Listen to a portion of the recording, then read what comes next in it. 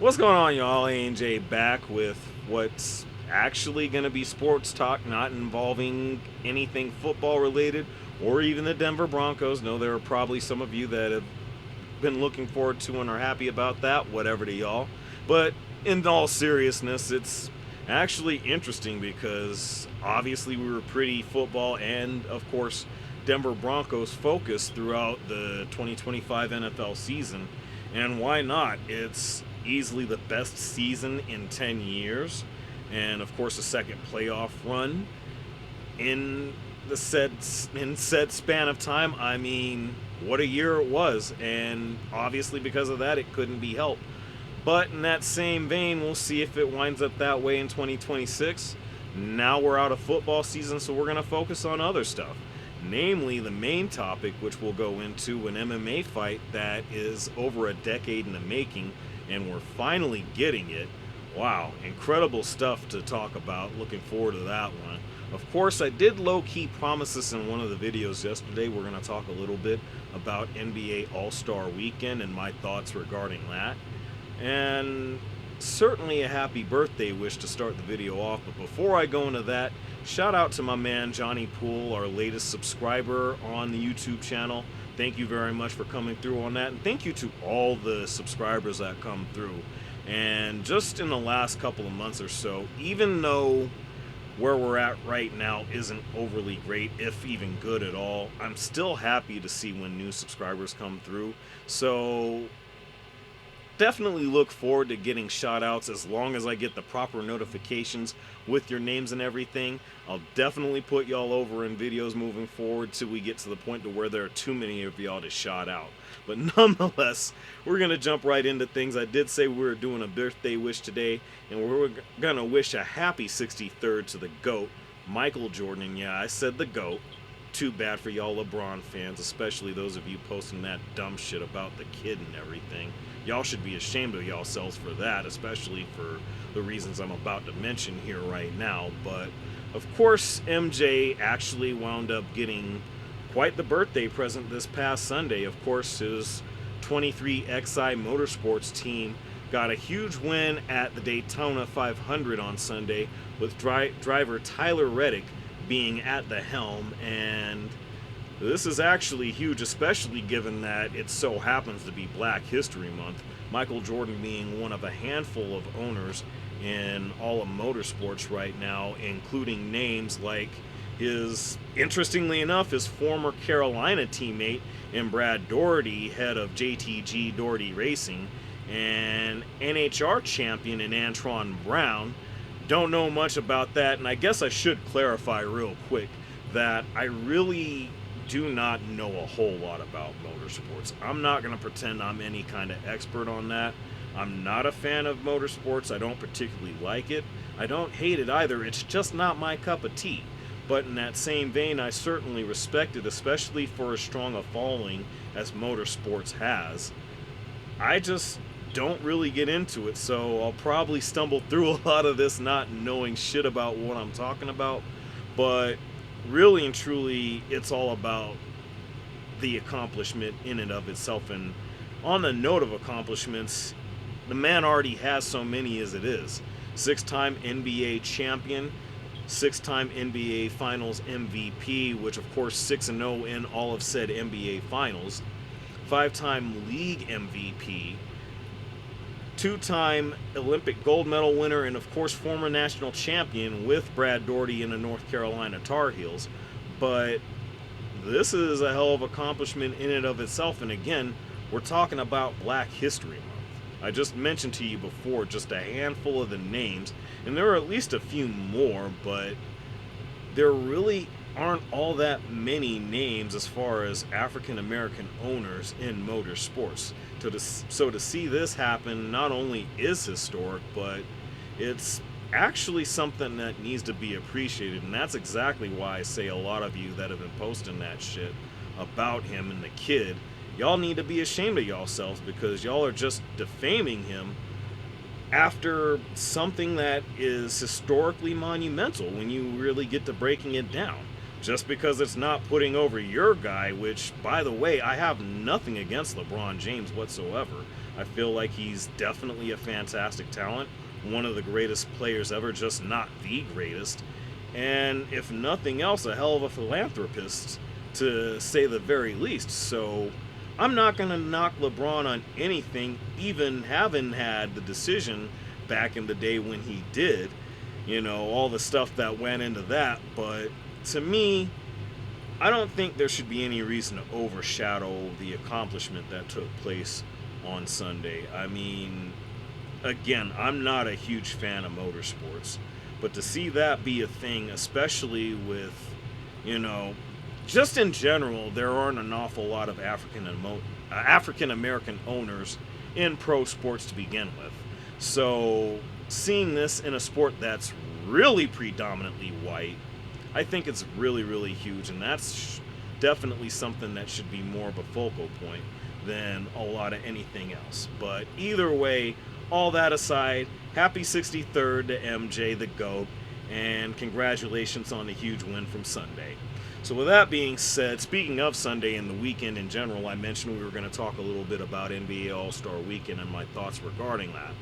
It's actually pretty interesting because, of course, MJ having been a staple of NBA All-Star Weekend for a pretty long time, and then passing it to the likes of Kobe Bryant, Kevin Garnett, Allen Iverson, amongst so many others, it's kind of sad to see that the All-Star Weekend as a whole just really hasn't had the same luster over recent years, especially the All-Star Game itself, which, I gotta be perfectly honest, the product itself,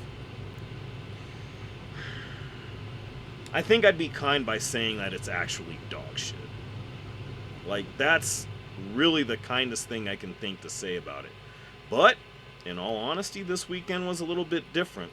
And similar to that, the dunk contest not having the same luster as it once did was actually pretty entertaining itself. Dame Lillard actually made something of an on-court return by winning his third three-point contest, which that's also remarkable in and of itself.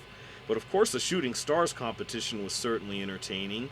Certainly had a couple of family affairs with that, particularly with Team Knicks, where you had, I guess, designated passer, coach of the New York Knicks, or assistant coach of the New York Knicks, and Rick Brunson, and his son, star of the New York Knicks, and Jalen Brunson, actually wound up winning the competition, even though Jalen wasn't particularly happy, and for whatever reason, it seemed as if that was directed towards his father.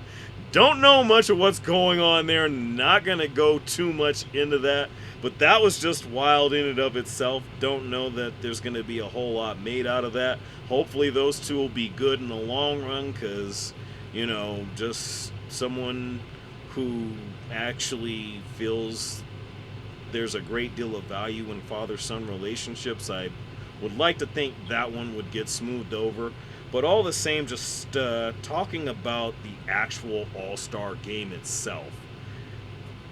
Again, the last X number of years, it really hasn't been anything worth giving a fuck about at all. Just really dog shit product over the last, again, X number of years. I'm not going to try to say how far back it goes, but it really goes back to the final All-Star Game appearance of one Kobe Bryant, God rest the Mamba, and the young lady Gigi.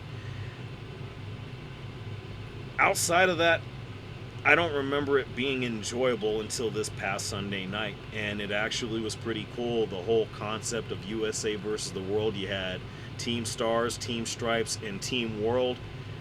Really, really good, entertaining, competitive stuff here. And of course, it seemed like Team Stripes, I believe it was, which I guess is what they called the quote-unquote old head team, looked like they were going to be running away with it, but seemed to have run out of gas when they had to go up against Team Stars for a second time in the night.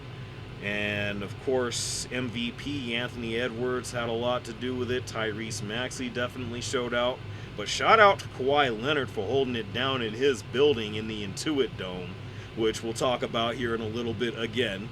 I mean, it's going to be really interesting to see what happens with the Clippers, specifically Kawhi Leonard, as, I don't know, is he still going to be a building block after they traded away James Harden? And, of course, a couple of other pieces, which I won't go into that, but yeah, all in all, I feel like that's the best the All-Star game itself has looked in at least a handful of years, and hopefully they keep this going because it was definitely competitive, definitely entertaining, and certainly fun to watch.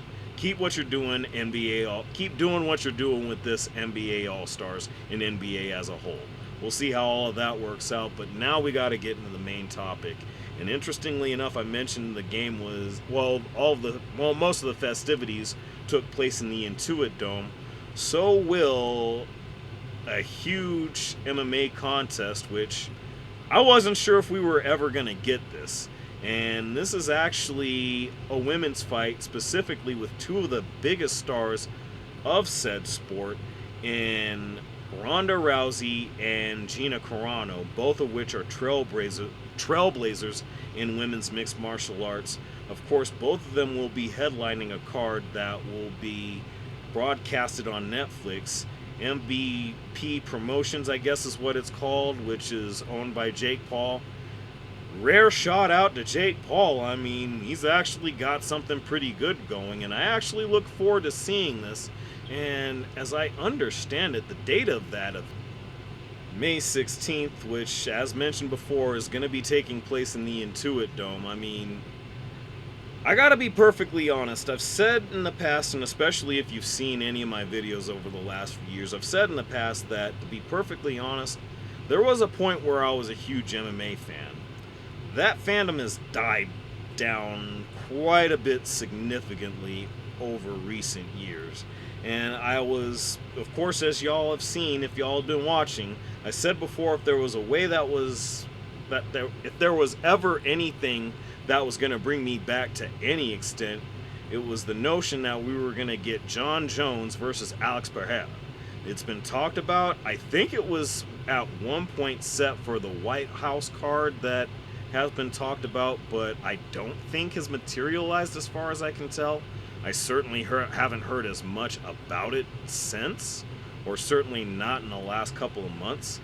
But this right here between Rousey and Carano is certainly huge, and I'm definitely looking forward to that. I've actually been fans of both of their work when it comes to MMA. Of course, Rousey, her most recent run with WWE as a former multiple-time WWE Women's Champion, is certainly something to be taken into consideration. And, you know, I feel like she caught an awful lot of flack for whatever. I mean, you can put a pretty significant list on that all you want, but I really don't feel like the run was all that bad. It was probably marred with, obviously, her wanting to have a baby, and there's nothing wrong with that. She's had two since then.